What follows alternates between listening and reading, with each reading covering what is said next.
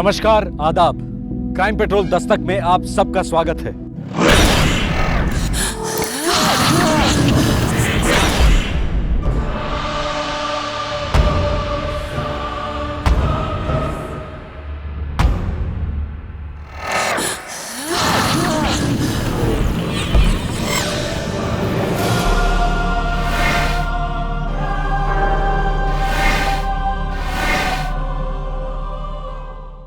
ईश्वर में विश्वास, धर्म, मजहब ये इंसान को शक्ति देते हैं, शांति देते हैं, पर अक्सर बेबसी में अनपढ़, गरीब और पढ़े लिखे लोग अंधविश्वास का शिकार होते हैं। और इसी वजह से हमारे समाज में ढोंगी बाबाओं और तांत्रिकों की कमी नहीं।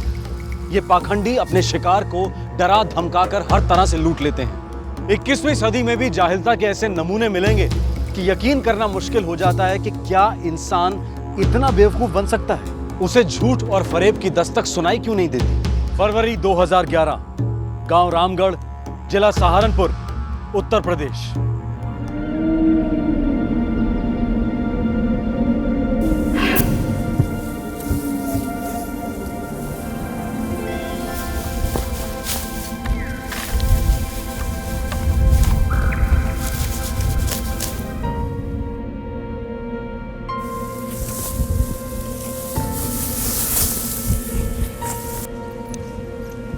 सूरज के बापू, ओ सूरज के बापू, चलिए खाना खा लीजिए, खाना ठंडा हो जाएगा नहीं तो। हाँ आ रहे हैं। आइए जल्दी।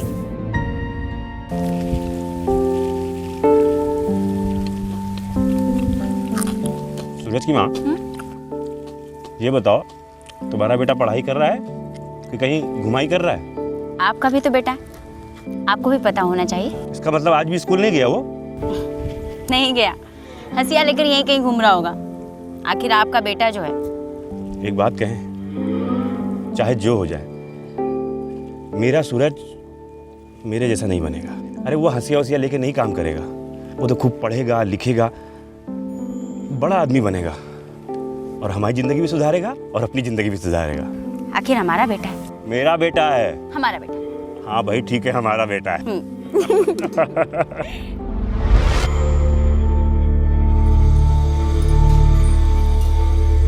अरे आ गए आप? हाँ, ये लो रख दो। लाइए।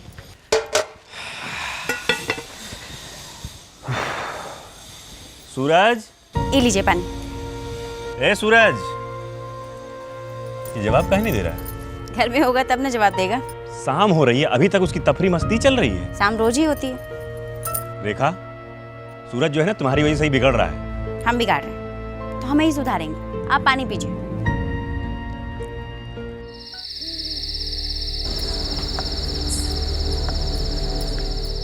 सारा गांव छान मारा, कहीं नहीं है वो।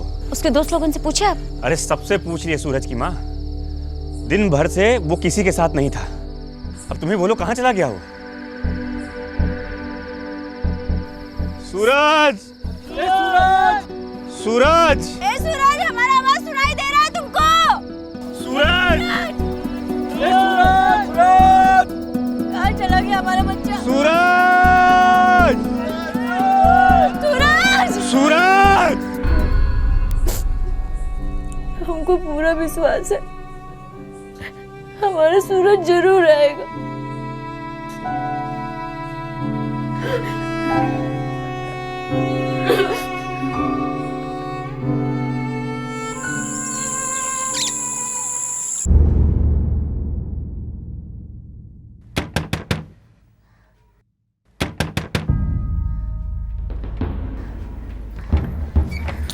मनोहर भैया, वो आपका सूरज। सूरज? सूरज? कहाँ है सूरज? वो खेतों में है। चलिए आजा भैया।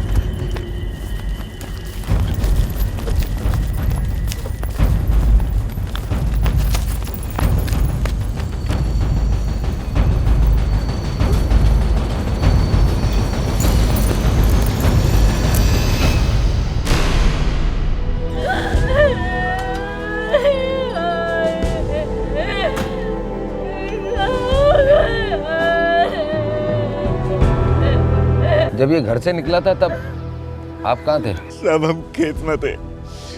सूरज की अम्मा हमारे घर वाली वो घर में रही साहब। पोस्टमार्टम समझते हो ना? साहब बच्चे की माँ जब सदमे से थोड़ी बाहर आ जाए तो उसे थाने लेते आना, कुछ पूछताछ करनी। जी साहब। 12 साल का था साहब, बच्चा ही था, दिन भर खेलता कूदता रहता था। सवेरे उठते ही बोला, माँ हम खेलने जा रहे हैं। अम्मा मैं खेलने जा रहा हूँ। खाली पेट जाएगा? भूख लगी ना तो सारे आम काट के खा जाऊंगा। आम के पेड़ का तो नाम भी मत लेना सूरज, खबरदार। अम्मा एक बार फिसलाऊं, बार बार थोड़ी ना फिसलूंगा। फालतू बहस मत करो, दूध पी लो। ना, दूध बहुत गंदा लगता है। दूध नहीं पियोगे तो ताकत कहाँ से आएगा? पेड़ पे कैसे चढ़ोगे? अच्छा बेटा, बहुत बढ़िया। अब जाओ, संभाल कर चढ़ना। हाँ पेड़ पर। अरे पप्पी देकर जाओ अपनी अम्मा को। अम्मा अब मैं बड़ा हो गया हूँ। हाँ कुछ ज्यादा ही बड़े हो गए, देखो तो तुम्हारी मूछें भी निकल आई हैं। बच्चा रोज घर से हंसिया लेके निकलता था? हाँ साहब, उसको बहुत अच्छा लगता था हंसिया। अपना बापू का नकल करता था वो। किसी से दुश्मनी थी? नहीं नहीं साहब, सारे गांव से हमारी अच्छी बनती है। ये बंसीलाल कौन है? तो तुम चिल्ला चिल्ला कर कह रही थी कि बंसीलाल खा गया मेरे सूरज को। कौन है ये? वो हमारा चचेरा भाई है साहब। हाँ हाँ साहब, बस एक बार जमीन के लिए कुछ कहा सुनी हुई थी साहब। अब जो भी कहना सुनना है पोस्टमार्टम के बाद ही होगा।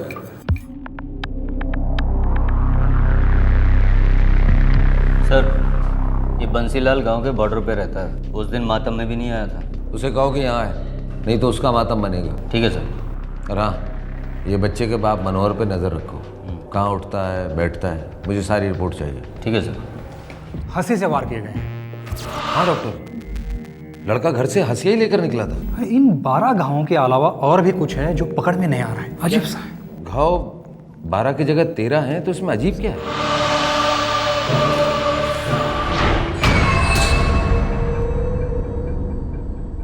पुलिस बंसीलाल से पूछताछ करने पहुंची। बंसीलाल रेखा का चचेरा भाई था। सूरज की मौत का इल्जाम रेखा ने बंसीलाल पर लगाया था। साहब, सर बंसीलाल थाने आने को मना कर रहा है। अरे गले में रस्सी डालो, खींच ला इसको।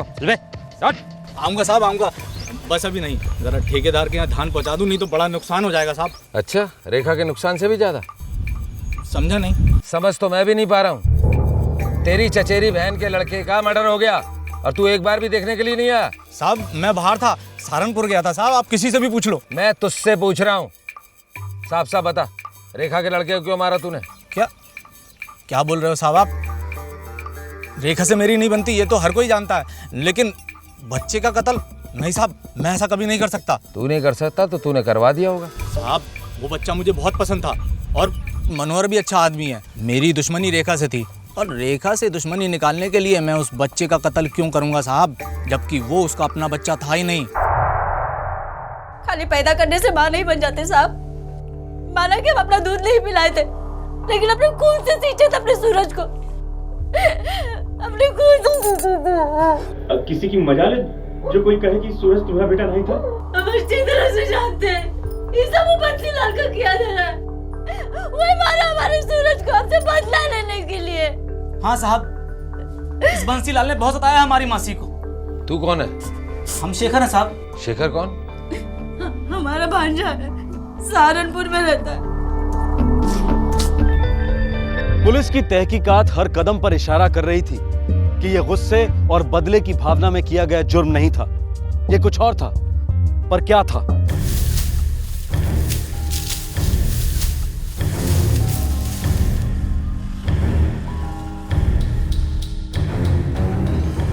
देखो देखो सर बंसीलाल सही कह रहा है। कत्ल के रोज वो पूरा दिन सहारनपुर में ही था। आम का पेड़ यहाँ से काफी नजदीक है। सूरज को पहले यहाँ लाया गया होगा, उसके बाद उसकी हत्या कर दी। सर उस दिन यहाँ पर कोई नहीं था, इसीलिए तो उसे यहाँ पर लाया गया होगा। कातिल बहुत चालाक था, उसे पता था कि इस जगह पर कोई नहीं आता जाता, काफी सेफ जगह है ये। सर किसी गांव वाले ने तो नहीं मारा? गाँव वाला क्यों मारेगा और कैसे? उस लाश को देखकर तो ऐसा लगता है जैसे किसी जानवर ने गला काट लिया हो। अच्छा, मनोहर और रेखा की कहानी के बारे में कुछ पता लगा? हाँ सर, बच्चा मनोहर की पहली बीवी का है जो अभी गुजर चुकी है, और ये रेखा की भी दूसरी शादी है। मनोहर का रेखा से कोई औलाद? जी नहीं। गांव वाले मनोहर को काफी मानते हैं।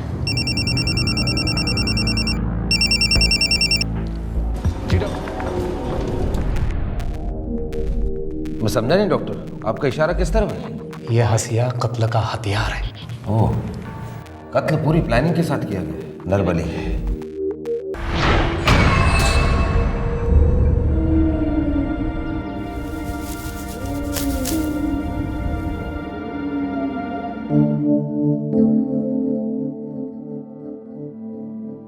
अरे सूरज, हमें साथ रोटी खा ले।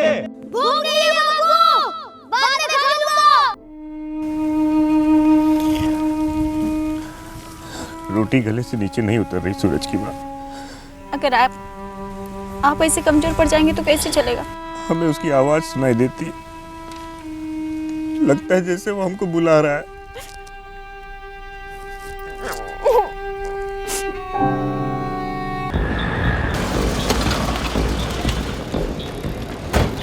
इलाके में घूमने वाले हर साधु बाबा, ओझा, तांत्रिक सभी को पूछताछ के लिए राउंड अप किया गया।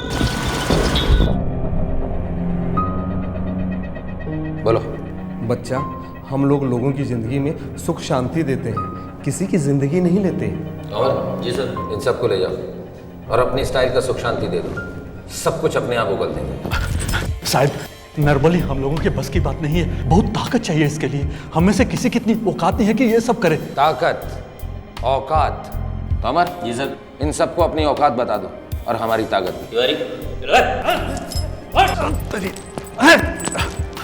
हमारा विश्वास करिए साहब, हम लोगों के बस की बात नहीं है। तो फिर किसके बस की बात है? साहब, पूरे सहारनपुर में एक ही है, भुजंग शास्त्री बाबा। बता कहाँ मिलेगा वो?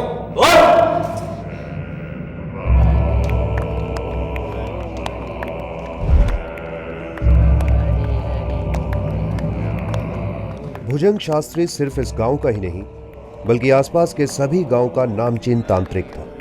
ऐसा कहा जाता था कि उसके पास हर मर्ज की दवा थी।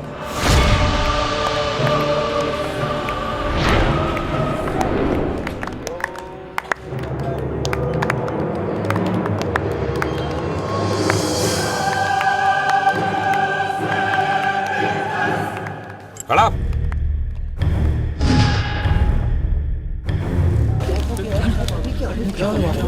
मेरे और देवों के बीच के समागम को भंग नहीं करना चाहिए था आपको। माफी चाहते हैं बाबा जी, हमें भी देवों से मदद चाहिए और आपके बिना ये फरियाद लगाना बड़ा मुश्किल है। चलिए हमारे साथ। ये गलत है, अन्याय है ये। क्या गलत है और किसके साथ अन्याय हुआ है ये आपको बाद में पता लगेगा। चलिए हमारे साथ। अरे बाबा जी का आरोप क्या है? उन पर जो भी आरोप है मैं आप सबको अपने साथ ले जा सकता हूँ अगर मेरे काम के बीच में टांग अड़ाने की कोशिश की तो। चलिए बाबा जी। लेकिन आप बाबा को ऐसे नहीं ले जा सकते। हम नहीं ले जाने देंगे। बाबा जी को नहीं ले जा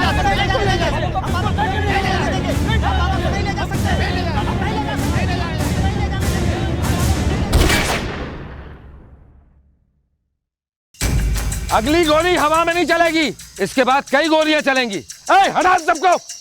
चला पीछे, चला पीछे, चला। ए, हटा। हरि बोल, हरि बोल।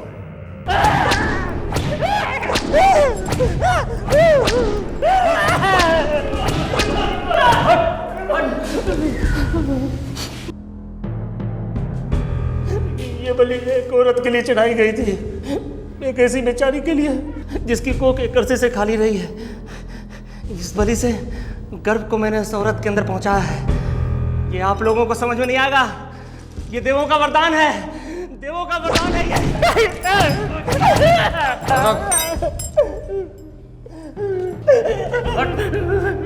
ये हमारा वरदान है। चल नाम बोल उस औरत का, नाम बोल। आखिरकार उसने उस औरत का नाम बता ही दिया जो मां बनने के लिए एक मासूम बच्चे की निर्दयी हत्या के लिए राजी हो गई थी। ये औरत उस 12 साल के सूरज को बहुत अच्छी तरह जानती थी, शायद सबसे अच्छी तरह।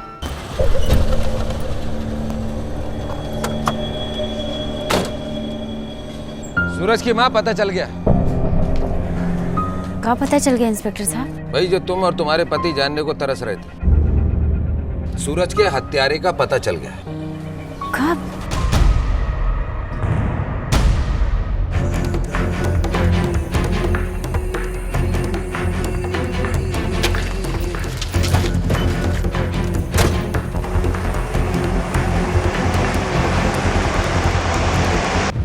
मनोहर भैया, अरे हाँ, कहाँ है? यहाँ है हम। ओ मनोहर भैया, भैया गजब हो गया भैया, रेखा भाभी को पुलिस पकड़ ली है और उन्हें थाने ले जा रही है। कहा?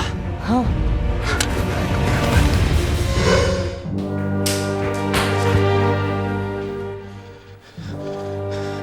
इंस्पेक्टर साहब, ये सब क्या हो रहा है? आपने हमारी घरवाली को कहाँ धर लिया? ये तुम्हारी घरवाली बताएगी कि किस तरह उसने तुम्हारा घर बर्बाद किया, किस तरह तुम्हारे बेटे सूरज का कत्ल किया। चलो रेखा जी, बतलाइए। जब हमने इनसे रिश्ते के लिए हाँ कहा था, तब हमको पता था कि इनकी पहली पत्नी से इनको एक बच्चा है और हमारी पहली शादी से हमको कोई बच्चा नहीं था। मेरी पत्नी 6 महीने पहले गुजर गई, बीमार थी, 8 महीने का एक बच्चा छोड़ गई है। अगर रेखा को उस बच्चे की माँ बनने में कोई एतराज़ नहीं तो मुझे भी शादी से कोई एतराज़ नहीं है। हमको कोई एतराज़ नहीं है। रेखा एक अच्छी पत्नी और अच्छी मां साबित हुई। मनोहर का घर खुशियों से भर गया। सूरज हमारा बेटा था, लेकिन हमें अपना बच्चा चाहिए था, हमारा अपना बच्चा।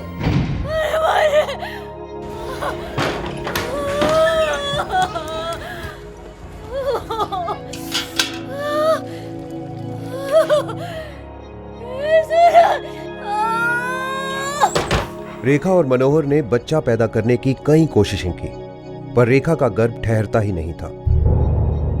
ऐसा एक नहीं, 2 नहीं, बल्कि 6 बार हुआ।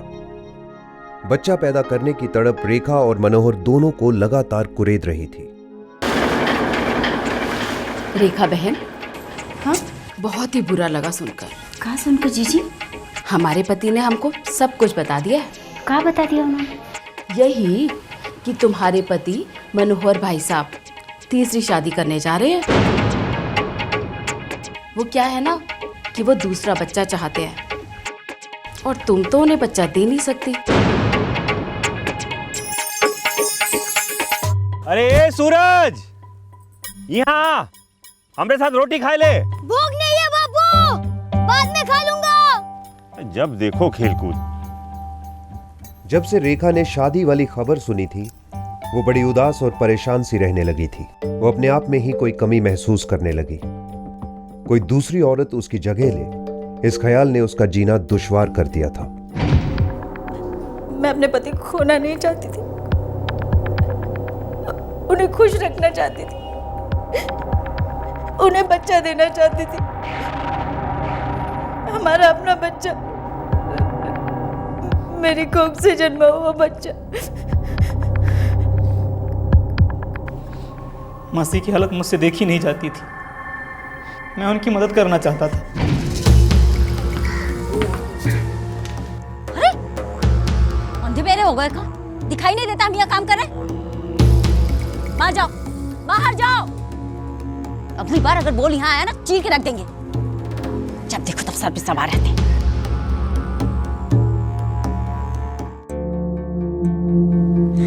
क्या बात है मासी, आप पहले कभी इतनी चिड़चिड़ी नहीं थी। कौनो बात नहीं, तुम जाओ यहाँ से, हमको परेशान मत करो।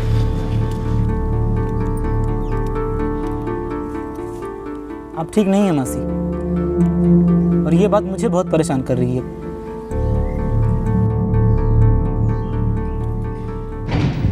मैं चाहता था कि मासी का अपना बच्चा हो। बाबा चमत्कारी हैं, मैंने सोचा बाबा ही मासी का दुख दूर करेंगे। उपाय एक ही है और बड़ा आसान है। क्या उपाय है बाबा? हम कुछ भी करने के लिए तैयार हैं। देवों ने कहा है, औरत की कोख भरनी है तो पहले हमें खुश करो। हम आपका मतलब नहीं समझे। बच्चे के बदले में बच्चा। देवों को एक बच्चे की बलि चढ़ानी होगी, वो तुम्हारी कोख भर देगा। ये आप क्या कर रहे हैं? हम अपने बच्चा का जान नहीं ले सकते बाबा, हम ये पाप नहीं कर सकते। सौतेला है ना?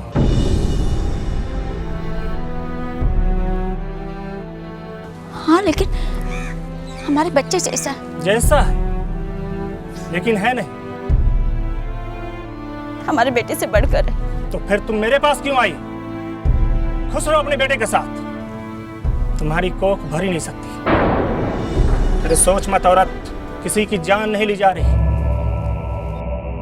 बस ये जान बच्चे का शरीर से तुम्हारे कोख के अंदर चली जाएगी, फिर ये बच्चा तुम्हारी कोख के अंदर से पैदा होगा। सारा हिसाब किताब बराबर। 12 साल का है ना? हाँ। बदन पे 12 बार होंगे। सारी गहराइयों को मिलाओ तो एक गहरा घाव, उतना ही सर के पीछे से, और गले के पीछे से थोड़ा सा मांस देवों को भोग चढ़ेगा। 3 महीने बाद बच्चा तुम्हारी कोख में दाखिल होगा। जय हो, जय हो, हरि बोल। क्या किया रेखा? अपने सूरज को मार डाला, इतनी बुरी तरह से काट काट के टुकड़े कर दिए उसके। हम बाज नहीं, हम तुम्हें किसी और को होते हुए नहीं देख सकते, कभी नहीं।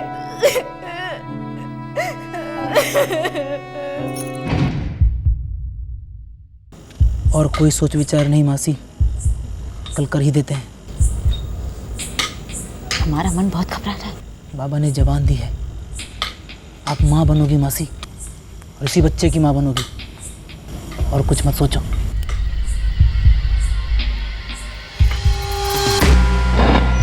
कौन सा वाला आम का पेड़ अम्मा? अरे वो खेत है ना, जहाँ सबके खेत खत्म हो जाता है, कोई काम नहीं करता, वहाँ कोने में वो वाला। वहाँ एक बड़ा सा आम का पेड़ है, बहुत सारी कैरी लगी है उसमें। अम्मा, हाँ? हमें वहाँ जाने से थोड़ा डर लगता है। डर लगता है? दूध पियो। हमारा राजा बेटा डरता भी है। अपने बापू जैसा नहीं बनना तुमको। बिल्कुल बनना है। हम अभी जाते हैं और आपके लिए केरिया तोड़ कर लाते हैं। जाओ। अम्मा, आप उन केरिया से मेरा मनपसंद आम का अचार बनाओगे ना? जरूर बनाएंगे बेटा। अब जल्दी से जाओ और जल्दी से कैरी लेकर आ जाओ।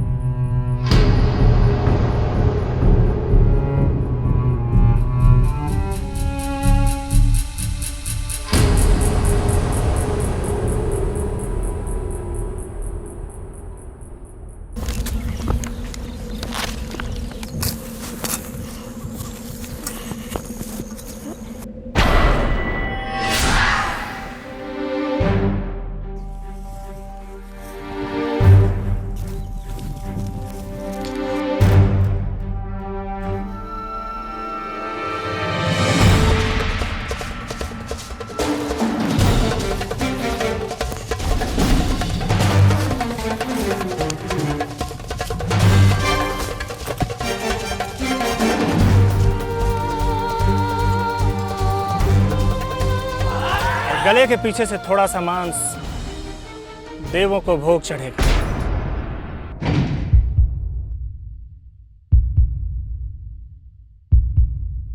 तोमर। जी सर। इन सब का स्टेटमेंट रिकॉर्ड कर लो, कल इन सबको कचहरी में पेश करना। ठीक है सर। ले जा। चलिए। डॉक्टर साहब, 3 महीने में बच्चा इस औरत की कोख में लौट आने वाला है। देवों का प्रकोप मत मोड़ लो इंस्पेक्टर साहब, कोई हत्या नहीं हुई। चलो।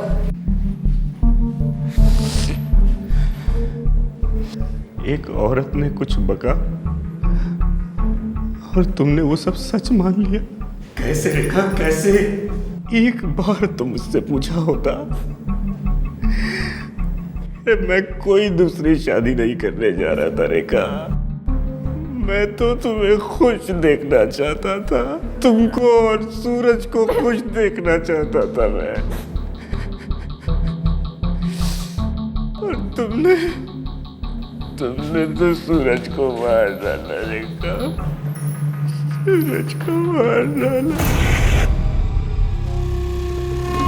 चुप रहने के लिए खुश रहना बहुत ज़रूरी है। खुश कर दो मुझे। गारंटी क्या है? 0 गारंटी और 0 चॉइस भी। पैसे लेकर मुकर भी सकता हूँ। अगर चुपचाप भिजवा दोगे तो चुप बैठा रहूँगा। दुनिया को नहीं बताऊंगा कि तुम चीज़ क्या हो। एक कहावत है, खोदा पहाड़ निकला चूहा। लेकिन आज का केस इस कहावत का बिल्कुल उल्टा है। एक साधारण सा मिसिंग केस बन गया हॉलीवुड फिल्म की एक स्क्रिप्ट। इस कहानी में सभी ने जुर्म किया और सभी को सजा हुई।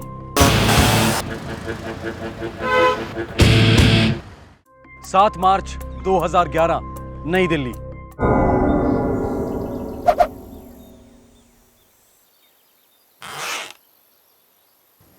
अरे कुणाल, अरे यार कितना टाइम लगाएगा यार? हाँ? अरे दुल्हन भी इससे जल्दी तैयार हो जाती है भाई। कम ऑन, हरी अप यार। बस भैया 2 मिनट आया।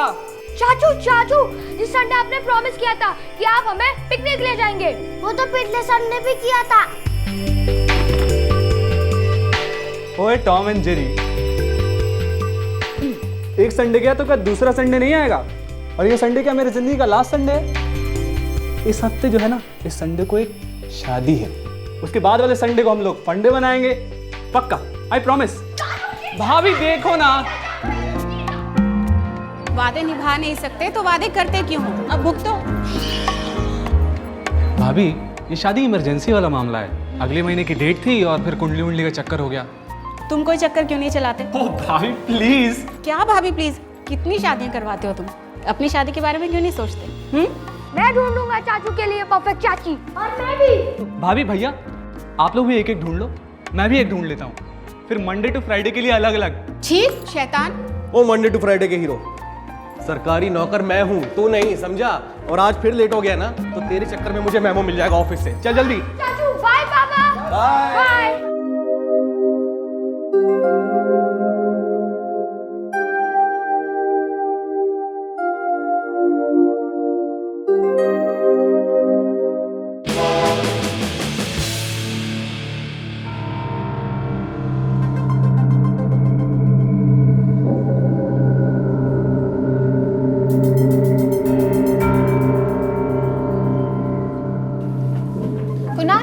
कुणाल 5 मिनट चाहिए, तुम्हें डिजाइन सिखाना। अभी नहीं, शाम को धनराज जी के साथ एक अर्जेंट मीटिंग है। ये भी अर्जेंट है कुणाल? ये डिजाइन शाम तक रुक सकते हैं ना? हाँ लेकिन धनराज जी नहीं रुकेंगे। शाम को आता हूँ तो मैं डिजाइन पक्का देखूंगा, आई प्रॉमिस।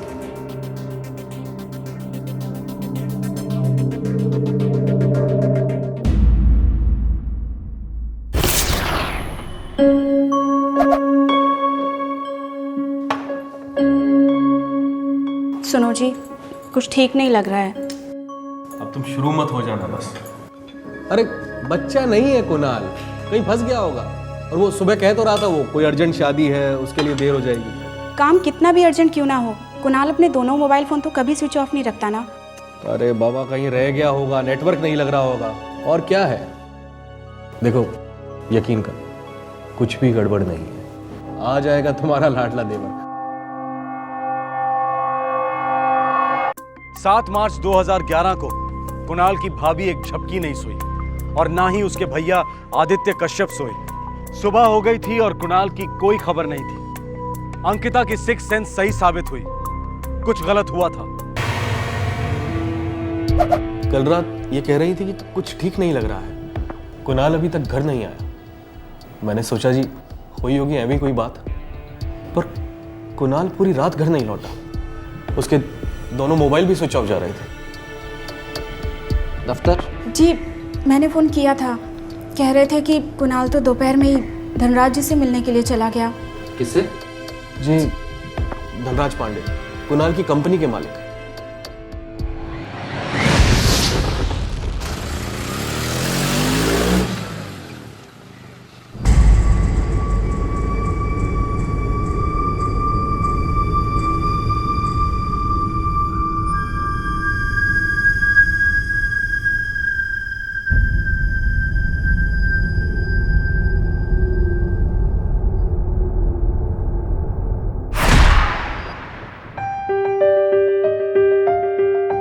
इंस्पेक्टर साहब, आपको गलतफहमी हुई है। मैंने कल कुणाल को फोन नहीं किया, तो मिलने का तो सवाल ही पैदा नहीं उठता।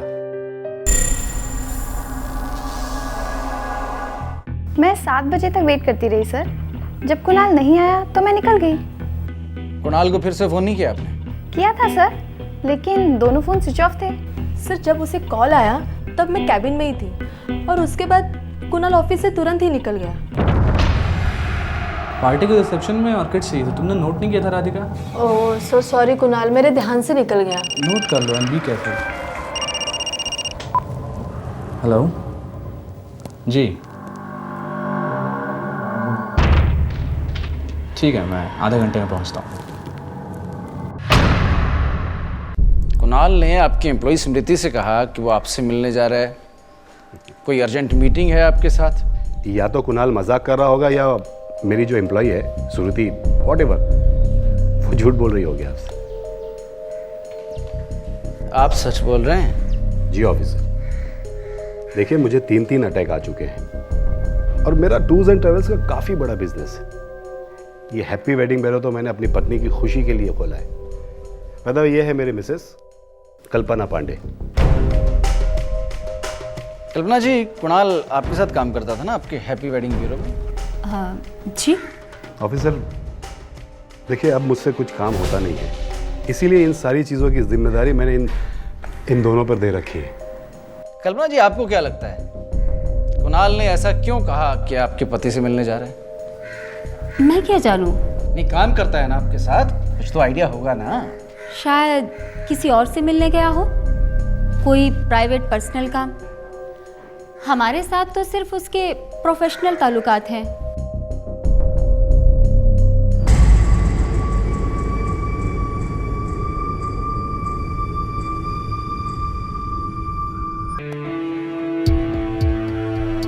बड़ा शर्मीला है भाई, नजरें चुरा रहा है।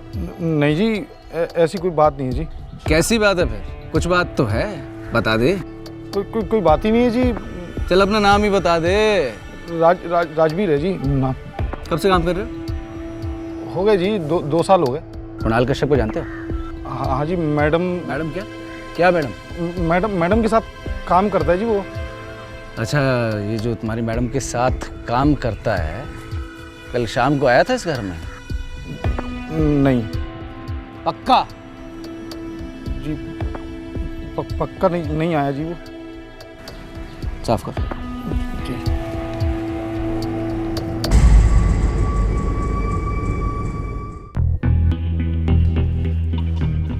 सर, कुणाल के दोनों फोन अभी भी स्विच ऑफ हैं। मैंने दोनों नंबर सर्वेलेंस में डाल दिए हैं। लोकेशन का जल्दी पता चल जाएगा सर। कल शाम को जो फोन आया था उस पर कोई मूवमेंट? सर ये नंबर है, धनराज पांडे का नंबर है क्या? सर धनराज पांडे के पास 3 नंबर है, उनमें से ये नंबर नहीं है। ये धनराज पांडे की स्टोरी क्या है? धनराज पांडे की स्टोरी बड़ी तगड़ी है। 2 कॉन्ट्रैक्ट्स हैं बड़े बड़े। धनराज ट्रैवल्स है उसके नाम। एक ऑयल कंपनी में 250 गाड़ियाँ चलती हैं और एक स्टील कंपनी में 100 गाड़ियाँ चलती हैं सर। ट्रक्स हैं, ये है वो है, काफ़ी कुछ है सर। काफ़ी कुछ है, फिर काफ़ी कुछ कर भी सकता है। या हो सकता है कुणाल के भैया भाभी फालतू में फड़फड़ा रहे हों। होने को कुछ भी हो सकता है। कुणाल कश्यप का गायब होना, 2 दिन से उसके फोन का स्विच ऑफ रहना उसके भैया और भाभी के लिए हद से ज्यादा चिंताजनक था। बेचैनी बढ़ती जा रही थी, डर बढ़ता जा रहा था, लेकिन ऐसी भी संभावना थी कि कुणाल शायद अपनी मर्जी से कहीं चला गया हो, या शायद नहीं।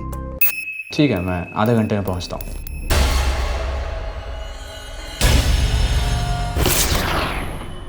कुणाल चुपके से किसी से क्यों मिलने गया होगा? मुझसे तो वो कोई बात छुपाता तक नहीं था।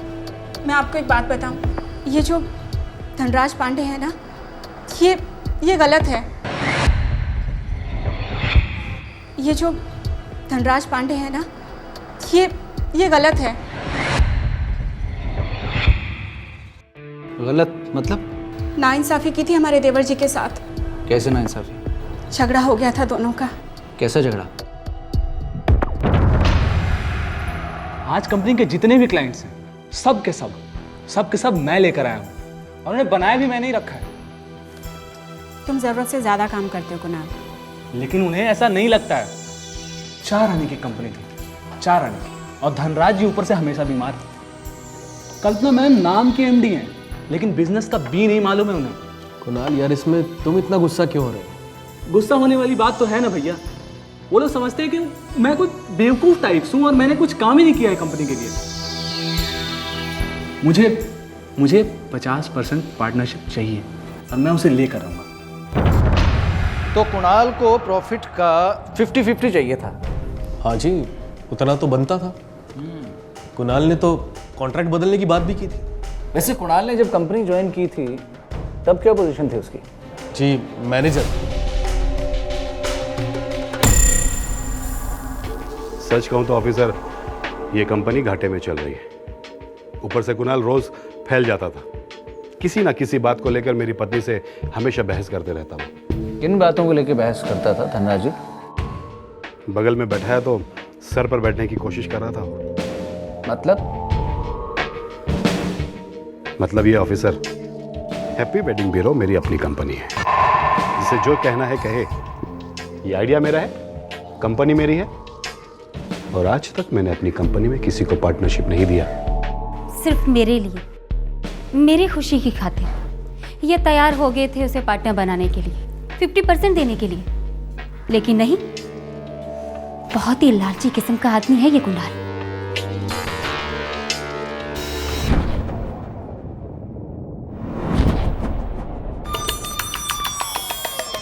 सर, एक खबर है, पता नहीं काम की है भी या नहीं। अरे खबर है तो काम ही क्यों होगी, बोलो। सर, धनराज पांडे की ट्रेवल एजेंसी का एक मैनेजर भी गायब है। कब हुआ है? जनवरी से गायब है, कोई फरहान खान है। कुलवीर, ये जो धनराज पांडे है ना, ये देखने में मरियल लगता है पर ऐसा है नहीं। इसके खाने के दांत और हैं और दिखाने के और। 2 महीने में 2 मैनेजर्स को निकल गया ये।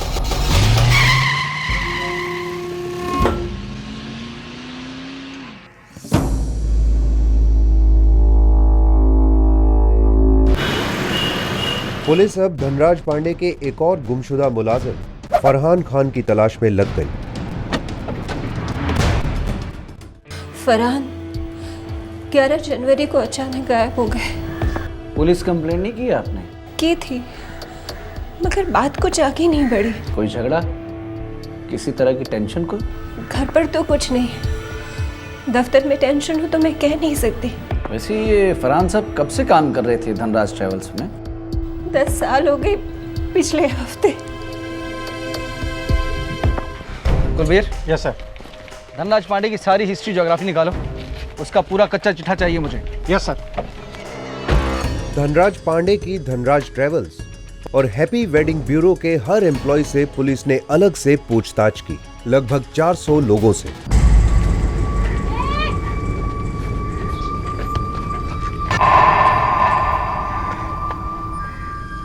क्यों भाई शर्मिले, फिर से नजरें चुरा रहे हैं? नहीं जी, मैंने बताया मैं कुछ नहीं जानता जी।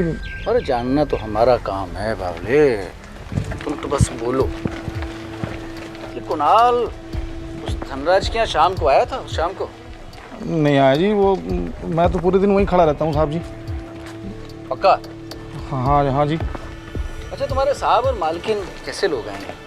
बहुत अच्छे हैं जी, सबका ख्याल रखते हैं, सबको प्यार करते हैं जी। आपस में नहीं, संबंध कैसे हैं इनके? खूब अच्छे हैं साहब, बहुत बढ़िया है जी। अच्छा, तुम्हारे साहब और मालकिन कहाँ के रहने वाले हैं? सहारनपुर की तरफ गांव है जिनका। सहारनपुर के रहने वाले हैं ये लोग?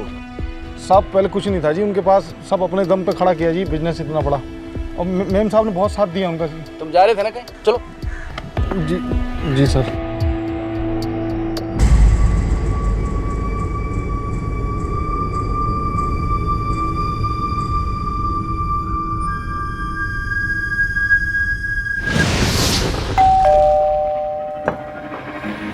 जी वो रुको,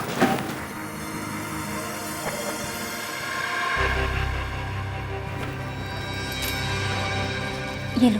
हाँ जी, पुलिस वाले पूछताछ कर रहे थे जी आपके बारे में और साहब के बारे में। क्या कहा तुमने? मैंने तो एकदम अच्छा कहा जी। बिल्कुल ठीक है, अब तुम जाओ। ठीक है जी। तहकीकात पुलिस को सहारनपुर ले गई। वहां पुलिस कल्पना पांडे के भाई से मिली। हम चारों भाइयों की इकलौती बहन है वो कल्पना। सुना है कई सालों से राखी नहीं बंधवाई आप भाइयों ने। जमीन हड़प गई हमारी, वो और उसका पति धनराज। तो चारों भाइयों की जमीन पर कब्जा किया उसने। अब सिर्फ 3। सबसे छोटा भाई किशोर अब है नहीं। कैसे मौत हुई? मौत नहीं हुई, बस किशोर गायब हो गया। गायब से क्या मतलब? वो हमारा किशोर दिमाग से कुछ धीमा था।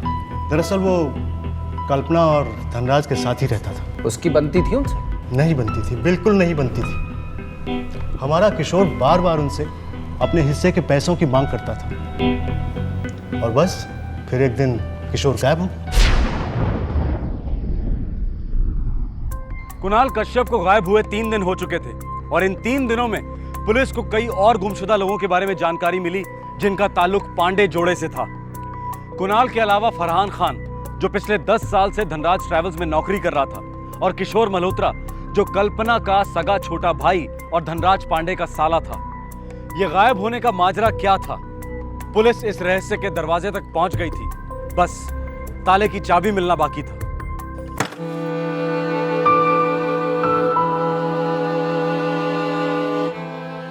पापा, चाचू कब आएंगे?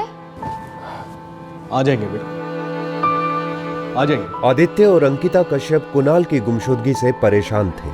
पुलिस गुमशुदा कुणाल के साथ साथ दूसरे गुमशुदा लोगों को खोजने में जुट गई थी।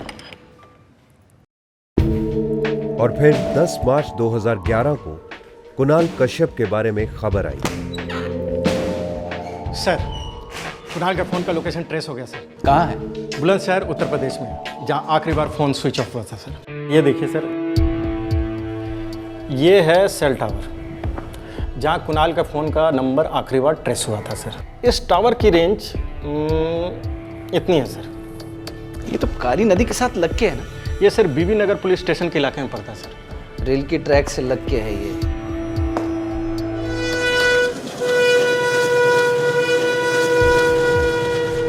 मोबाइल यहाँ स्विच ऑफ हुआ। कुणाल कश्यप यहाँ क्या कर रहा होगा? एक वेडिंग प्लानर यहाँ क्यों आया होगा यहाँ? मुझे लगता है सर वो आया नहीं, लाया गया होगा sir. Kulveer. Yes sir.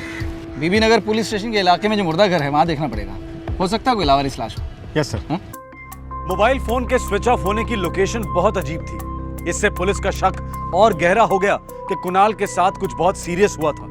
Police team तुरंत पास के मुर्दा घर पहुंची जो बीबी नगर बुलंदशहर में मौजूद था। एक लावारिस लाश रिपोर्ट हुई है। कब रिपोर्ट हुई? 2 दिन पहले रेलवे ट्रैक के पास उसकी लाश मिली थी सर, इस तरफ।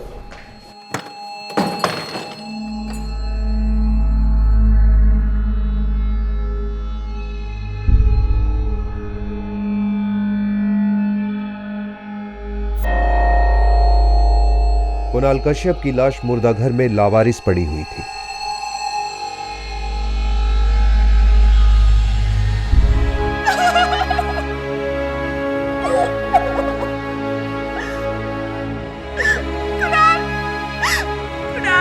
कुणाल के भैया और भाभी ने लाश की शिनाख्त की।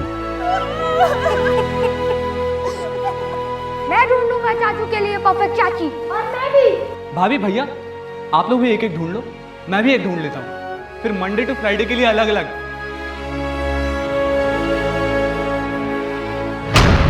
सर, ये रही पोस्टमार्टम की रिपोर्ट। गला घोट कर मारा गया है। 2 और लोग ऐसे ही गायब हुए थे अचानक से। उनका भी ताल्लुक कल्पना और धनराज पांडे के साथ है। अच्छा, आप लावारिस लाशें चेक करेंगे? देखनी पड़ेंगी, मॉर्ग की रिकॉर्ड बुक को देखना पड़ेगा।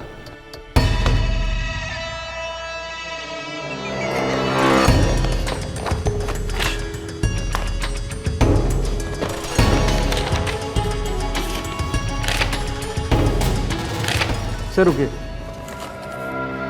ये तो फरहान लग रहा है सर। ये देखिए सर।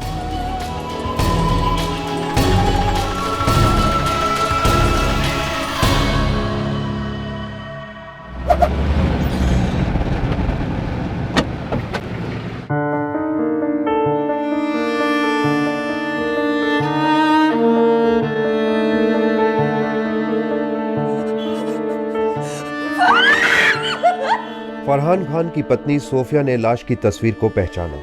वो फरहान खान की ही थी।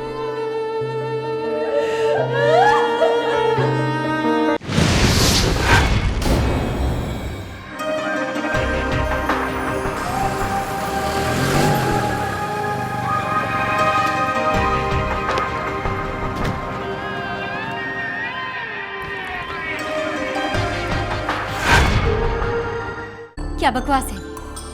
कुणाल की लाश मिली, सो व्हाट? डायरेक्ट हम पर शक करेंगे आप? सिर्फ कुणाल होता तो डायरेक्ट आप पे शक नहीं होता। फरहान खान की लाश भी ठीक उसी तरह मिली, रेलवे ट्रैक्स पर, गला घूंट के मौत। इत्तेफाक हो सकता है। ऐसे इत्तेफाक बी ग्रेड फिल्मों में होते हैं मैडम। तो आप कहना क्या चाहते हैं? पूछना चाहते हैं, आपका भाई किशोर मल्होत्रा, उसकी लाश को भी ऐसे ठिकाने लगाया था कि आपने? इंस्पेक्टर, बहुत सीरियस चार्ज लगा रहे हैं आप हम पर, और वो भी बिना सबूत के। सबूत ही तो ढूंढने आए हैं हम। अब इस तरह मेरे घर में नहीं घुस सकते। हम घुस चुके हैं।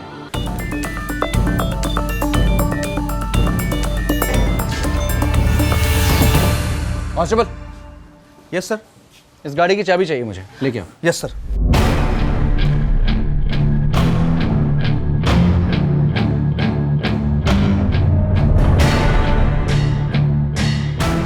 सर, वो लोग कह रहे हैं कि कार की चाबी ड्राइवर राजवीर के पास है और राजवीर गायब है।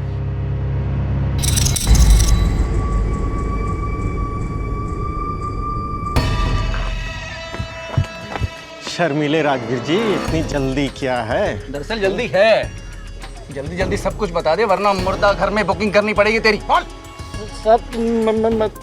कुणाल और फरहान की लाशें मिल चुकी थी, लेकिन कल्पना के भाई किशोर के गायब होने का राज खुलना अभी बाकी था। क्या किशोर जिंदा था या फिर उसे भी कुणाल और फरहान की तरह रास्ते से हटा दिया गया था? अब सवाल यह उठता है कि इन तीनों ने ऐसा भी क्या किया था जो इन्हें रास्ते से हटा दिया गया?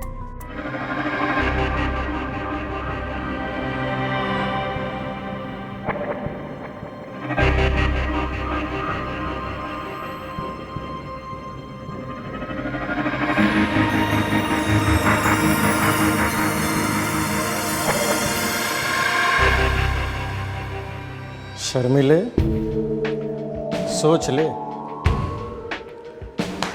उन दोनों के लिए तुझे दुगुना दर्द सहना होगा। हम तो खाल ही उतार डालते हैं। 8,000 तनख्वाह देते हैं तुम्हें हर महीने ड्राइवरी करने के लिए, बढ़वाते नहीं हो। सब सर, ड्राइवर राजवीर बुलंदशहर से, जहाँ कुणाल और फरहान की लाशें मिली थी। मिस्टर धनराज पांडे, मिसेस कल्पना पांडे, अब आप लोग भी अपने स्टेटमेंट्स दे दीजिए, सच्चे स्टेटमेंट्स, वरना सीधा 3rd डिग्री।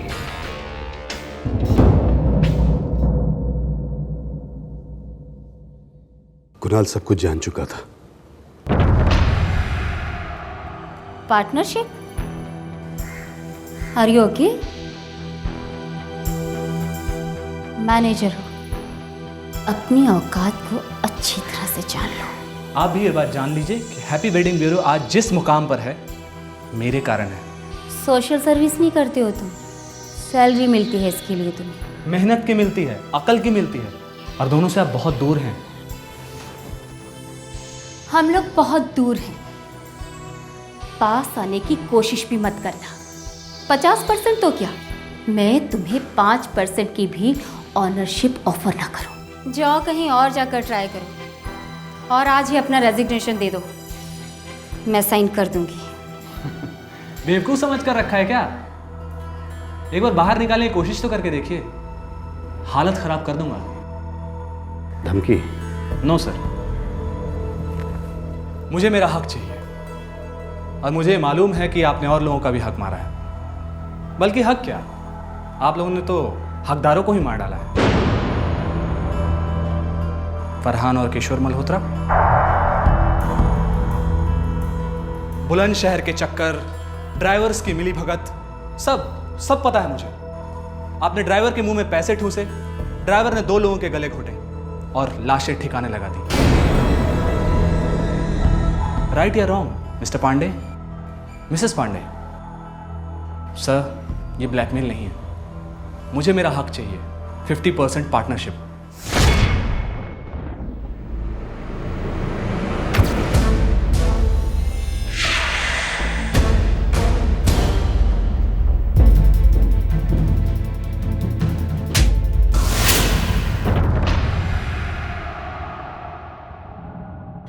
वो मुझे ब्लैकमेल कर रहा था। मेरे पास दूसरा कोई चारा नहीं था। जो करना था वो तो करना ही था। मैंने कुणाल को फोन किया। हेलो कुणाल जी, अर्जेंट काम है। ठीक है, मैं आधे घंटे में पहुंचता हूँ।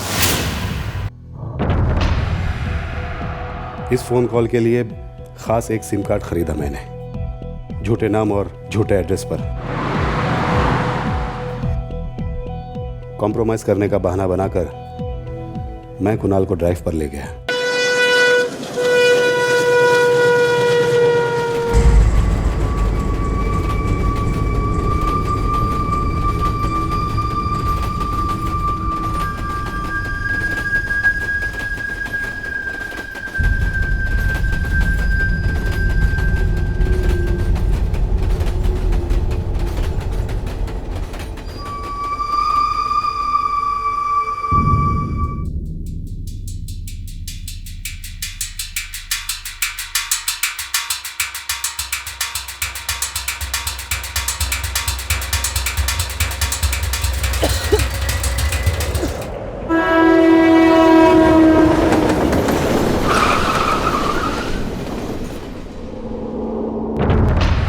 कुणाल मुझे धमका रहा था कि वो फरहान और किशोर की मौत के बारे में पुलिस को बता देगा।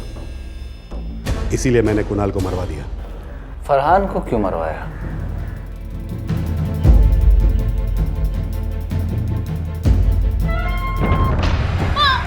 फरहान यहाँ एक नहीं 3 हार्ट अटैक हुए मुझे, और ये मेरे नौकर के साथ सो रही थी, और वो कमीना फरहान 10 साल से मेरी रोटी खा रहा था। वाह, क्या वफादारी निभाई है उसने, और ऊपर से मेरे रुपए भी लूट लिया उसने।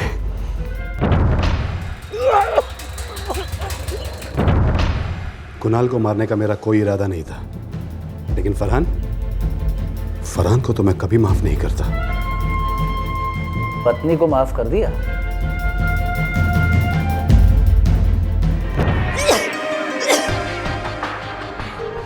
कोई फालतू चीज नहीं हूं मैं जिसे इस्तेमाल किया और फेंक दिया। मैंने तुम्हारे लिए अपने भाई तक को मरवा डाला इस प्रॉपर्टी के लिए। आइंदा मेरे पास आने की भी कोशिश मत करना पांडे जी, वरना सारे सबूत जाएंगे पुलिस के पास। धनराज पांडे ने अपने ड्राइवर राजवीर को हर हत्या के लिए 50,000 से 1 लाख रुपए दिए थे।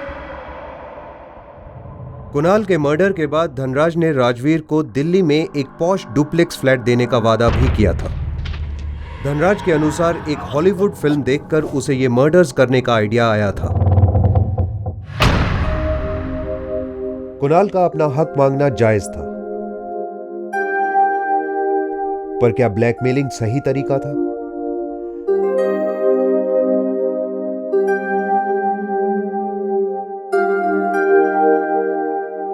फरहान वासना और लालच के नशे में मदहोश था। अपने मालिक के पैसे और इज्जत पर हाथ डालने की बहुत बड़ी कीमत चुकानी पड़ी उसे। एक मिसिंग केस ने 3 मर्डर केस हल किए। फरहान और किशोर के बारे में पता चलते ही कुणाल को पुलिस को इन्फॉर्म कर देना चाहिए था। यह जानकारी कुणाल के लिए दस्तक थी कि वो खतरनाक खूनियों का साथ दे रहा है, लेकिन उसने उल्टा खूनियों को ब्लैकमेल करने की कोशिश की। नतीजा आपने अभी देखा। क्राइम नेवर पेज, सजा जुर्म का साया है। यह कहावत हर मुजरिम के लिए दस्तक है। याद रखिएगा, हर जुर्म दस्तक देता है। ध्यान से सुनिएगा, जानें बच सकती हैं। फिर मिलेंगे। जय हिंद। इस तरह के और भी एपिसोड देखने के लिए हमारे चैनल को सब्सक्राइब करें और बेल आइकन दबाना ना भूलें।